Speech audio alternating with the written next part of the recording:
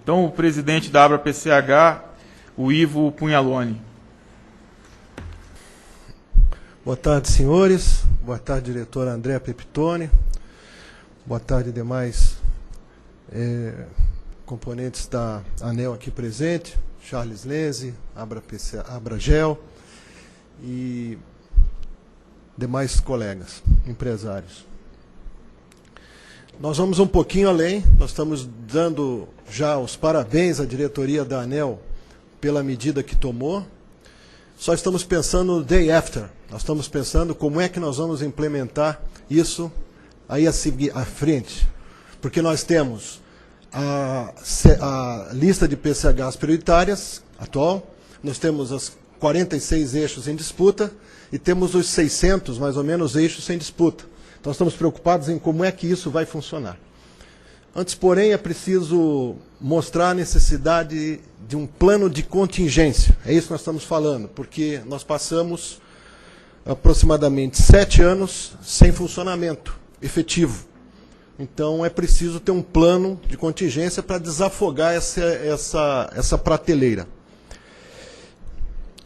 Então, essa apresentação, doutora Odenira, de maio de 2012, eram 6.950 megawatts na SGH entregues e sem poder sair, mais 1.523 que estavam ainda sendo elaborados, 8.400 megawatts.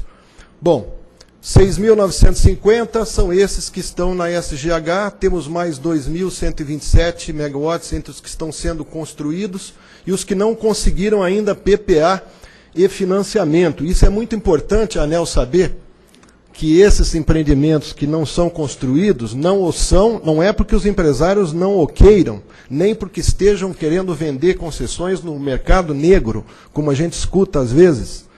É porque o preço da PCH nos leilões da EPE era R$ 112. R$ 112 é 43% do preço de R$ 205 que é pago hoje para as PCHs do Proinfa.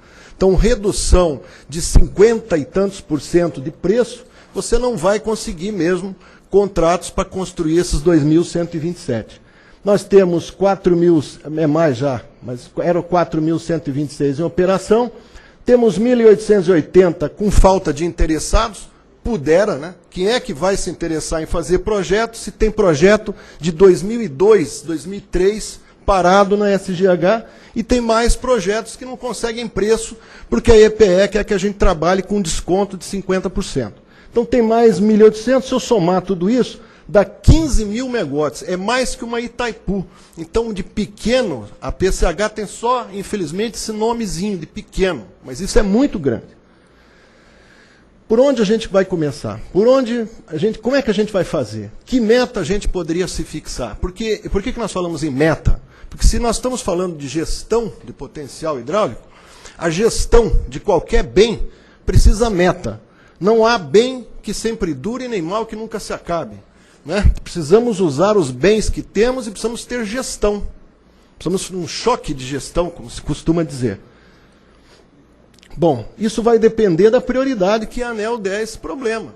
Se a ANEEL não der problema, não achar que isso não é problema nenhum, vai levar, nós fizemos as contas, nessa velocidade, 300 megawatts por ano, vai levar 12 anos para isso tudo ser aprovado. Eu terei 72 para construir mais uns 75, não estou disposto, eu creio que pouca gente aqui está disposta a esperar tanto tempo.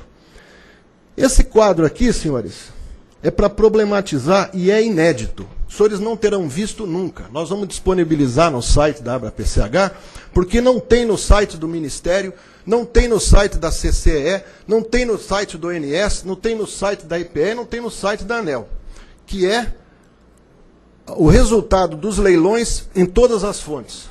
Não tem. Vocês vão encontrar parte, outra, mas tudo assim, de um jeito, não tem.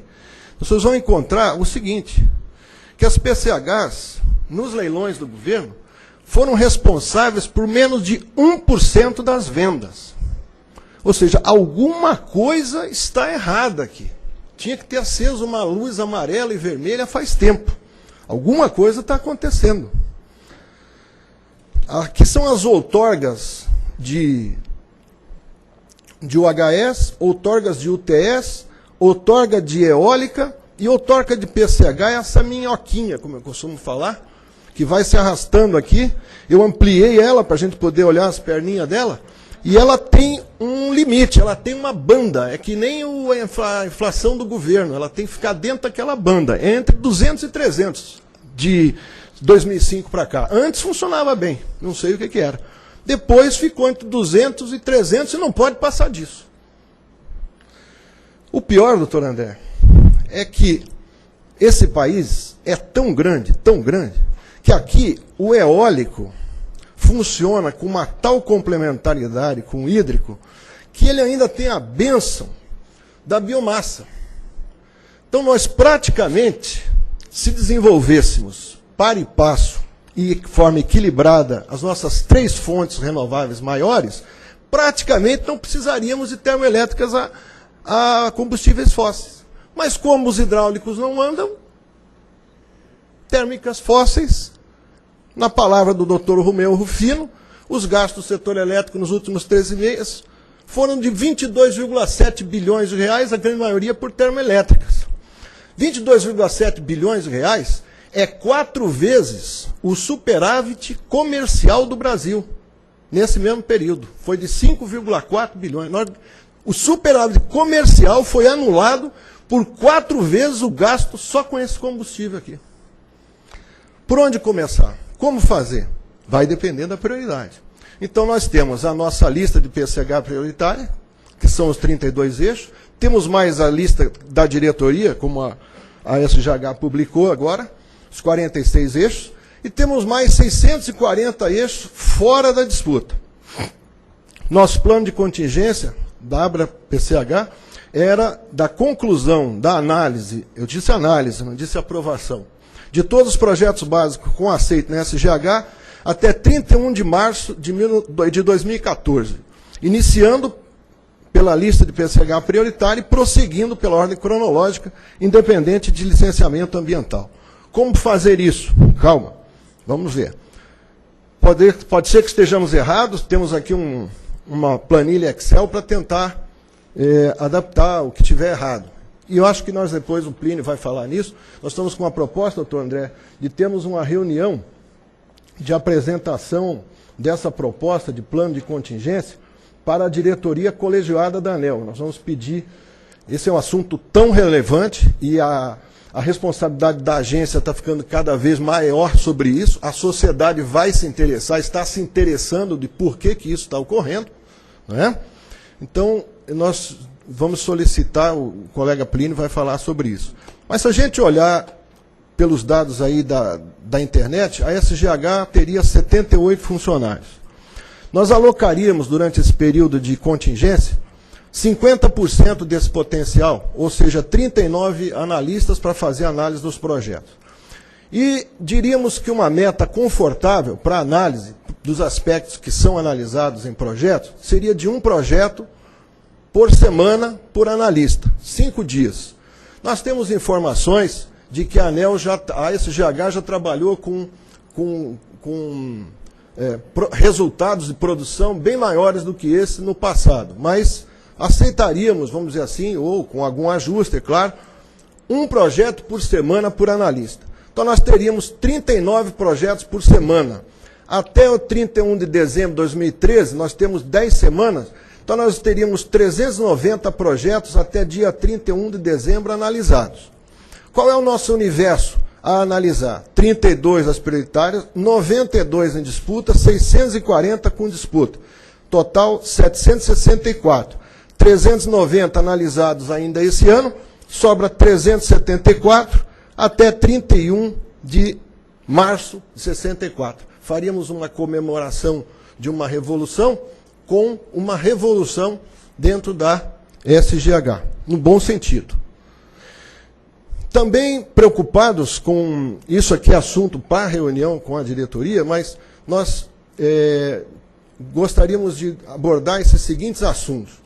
A gestão proativa... Doutor Ivo, só vou lhe pedir, até pelo adiantado tempo, que se detém aqui o tema da audiência pública e a gente pode marcar uma agenda para tratar desses outros pontos que também tentam ser relevantes. Não há problema, doutor André. Vamos marcar. Se for assim, eu concluo. Agradeço, doutor André. O último slide é importante por quê? Porque é como é que a gente amarra o sino no pescoço do gato. Não é verdade? Tem um ditado. Todo mundo fala, não, tal, já sabemos. O gato, vamos tratar assim. Vamos pôr um sino no pescoço dele, ficar rataiada, ficar toda contente, vão embora para casa. O problema é, mas quem é que vai amarrar o sino no pescoço do gato? Então, esse não sei, ficou pequeno ou dá para entender aqui? Dá para ler? Se pudesse abaixar a luminosidade, vai ficar mais fácil. Então, nós entendemos que a ANEEL, se o Brasil fosse, a importância da SGH, se o Brasil fosse a Arábia Saudita, eu digo sempre, a SGH seria do príncipe, filho direto do rei da Arábia Saudita, porque é o sujeito que autoriza o uso do petróleo do rei da Arábia Saudita. É uma função da maior relevância. Eu acho que isso aqui, se o Brasil fosse uma monarquia, era algum Bourbon, de Bragança e tal, é que era o superintendente, porque é um negócio da maior relevância.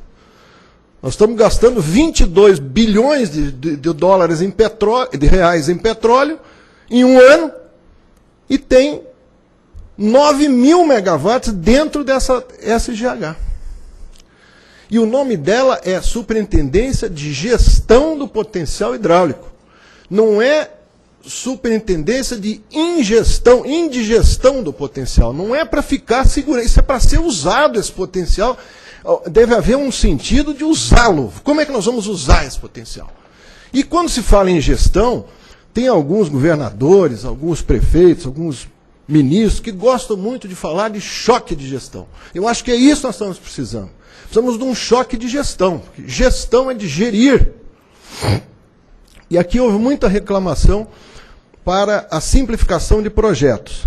Então, nós estaríamos, nessa nossa reunião que pretendemos fazer com a diretoria colegiada da ANEEL, apresentar nossas interessadas sugestões de melhoria. Nós faríamos várias sugestões ao nível da simplificação dos projetos, dos processos de análise, não queremos aqui detalhar, mas também da simplificação dos processos de hierarquização também. E vamos aí enfrentar alguns problemas, que já antecipamos numa reunião que fizemos hoje aqui na nossa sede. Nós temos dois tipos de projetos que estão ali nos itens 3 e 4. Os projetos sem disputa, que têm aceite regular. Porque existem projetos sem disputa com aceite irregular também. Já foram encontrados, errar humanum est, não é? Então, errar é humano, acontecem erros no aceite, erros a favor do empreendedor, erros contra o empreendedor, mas existe. Então, nos projetos sem disputa, que tem um aceite regular, haveria que ter, como disse o Alberto Pinto, um espaço de discussão com o agente de eventuais inconformidades, não é? E um direito de complementação, se necessário. Por quê? Porque não há disputa. O interesse não é reprovar o projeto, mandar o sujeito vamos dizer assim, para o inferno astral, né? E jogar todo aquele trabalho que pode não estar sendo muito bom, mas, de toda forma, ele teve um aceite regular. Se ele teve um aceite regular, é porque alguma característica razoável ele tinha. Então, como ele não tem concorrente, ele deve ter o direito de complementar. Não indefinidamente, num prazo, não é? Não várias vezes, mas de uma vez só apenas, e senão o registro dele vai ser inativado. Agora, já nos projetos com disputa, nós vamos ter que tomar bastante cuidado. Se o aceite for irregular, não há que falar, em processo de disputa, de complementar o que estava irregular no aceite. muito menos hierarquização. Se o analista verificou, opa, esse aceite não devia nem ter sido concedido. Aceite anulado, projeto no arquivo, não tem disputa alguma. Agora, se ele teve aceite regular, mas apresentou inconsistência, assim mesmo, esse projeto não pode receber qualquer outra condescendência, qualquer outra atitude, por não ser chamado de leniência. Né? Porque senão eu tenho na disputa alguém que cumpriu tudo, tem alguém que faltou, e a disputa não acaba porque eu vou continuar mantendo aquela concorrência indefinidamente. Isso não é do interesse público, isso fere o direito da concorrência, fere o princípio concorrencial, e esse registro deve ser anulado também. Entretanto, para tudo há que haver bom senso. Não é?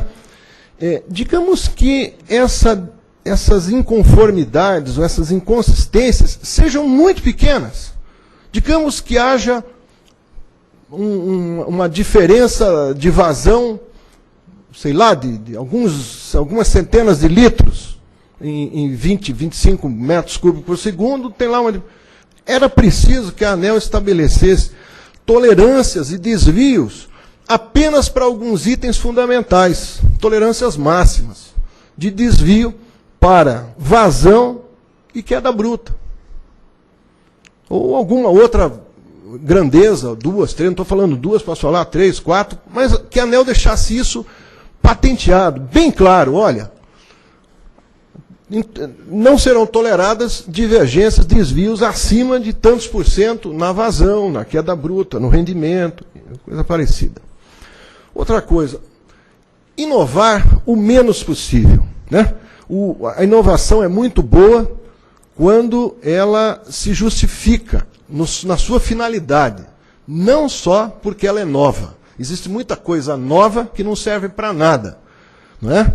Aí já viram anúncios de programa para baixar ringtone de celular. Quer dizer, tem um mercado de ringtone para celular. Estamos acelerando. Então, uso exclusivo dos manuais de referência. Não vamos usar coisa nova, novas teorias e tal. Outra coisa importantíssima, doutor Ané. Nós temos um checklist de aceite. Excelente. Precisamos ter um checklist de análise. A análise tem que ser feita da forma menos subjetiva possível, para não permitir qualquer desvio da função pública, para remeter a espaço muito pequeno a possibilidade de subjetividades. Então tem que haver um checklist de análise que tem que ser publicado. E estabelecer um prazo legal de análise. É que nem a revisão tarifária, né? Reajuste tarifário. A ANEEL não homologou o reajuste da concessionária em 30 dias, entra em vigor. Não é isso? É assim que funciona. Muito bem. Na revisão tarifária, cada 4 anos, vamos ver se tem alguma diferença. Aqui, mesma coisa. Estabelecer um prazo legal de análise para um projeto.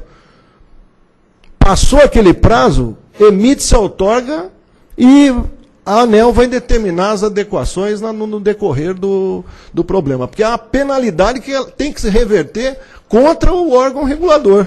Ela não analisou, o sujeito cumpriu tudo.